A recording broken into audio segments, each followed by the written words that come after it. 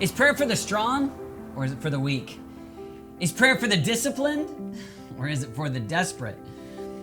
I remember growing up seeing my dad being so disciplined, getting up early, sitting at the exact same table with perfect handwriting in a journal, dated prayer time. And it seemed like prayer was for the disciplined. That's what the disciplined people do, the strong people do. And it is. But what if it's not just for the disciplined and the strong? Prayer is for the weak and the desperate. When we see Jesus, he's constantly responding to the weak and the desperate.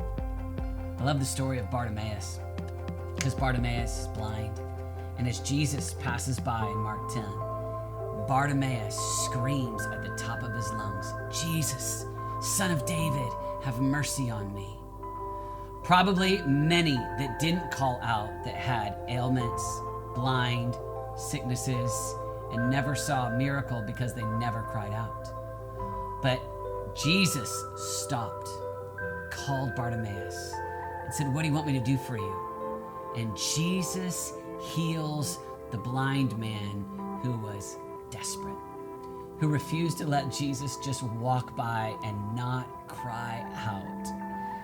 And I believe that we would see more moves of God, miracles of God, activity of God, if we were like Bartimaeus, just crying out in holy desperation, "Jesus, Son of David, have your way in my life, in my marriage, in my children, in my city." There's something about God that he responds to the cries of the weak.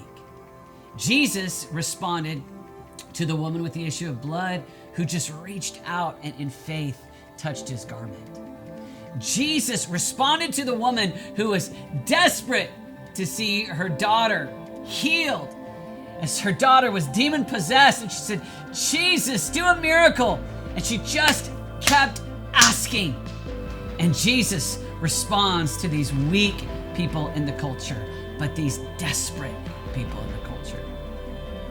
And so many times it's easy for us to think of prayer as an activity of the people who have their act together. It's the ones who get up early. It's the ones that have everything right.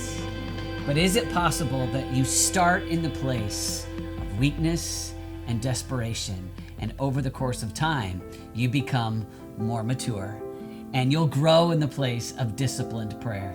But don't let that fool you. It rarely starts with discipline. It almost always starts with desperation. It almost always starts just like a child. That's the way Jesus talked about prayer. He said it's like a father that wants to give good gifts to his children. And we know that children are not the exact example of discipline. Children are the ones that come and they just verbally say what they want or what they need. And I want to invite you to start your journey in prayer in holy desperation. Though you feel weak, though you feel desperate, just even in your prayer journal, write out, "Here's what I need, God. Here's what I need in my family, in my marriage. Here's what I need in my finances, and I'm just asking."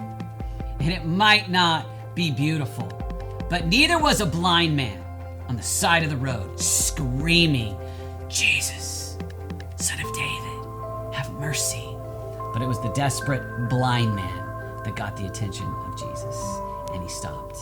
And if you'll just cry out to God in the middle of whatever you're experiencing, whether it's you're driving down the road and you're just audibly crying out to God in prayer, or you're writing in a prayer journal, or you're in a small group, get honest and real with God and say, "This is what I need. This is what I'm desperate for." And your God, who hears the cries of his children, will, just like with Bartimaeus, hear and respond to you, because he loves to give good gifts to his children, and he loves to give good gifts to you. And I want to invite you, like Bartimaeus, desperately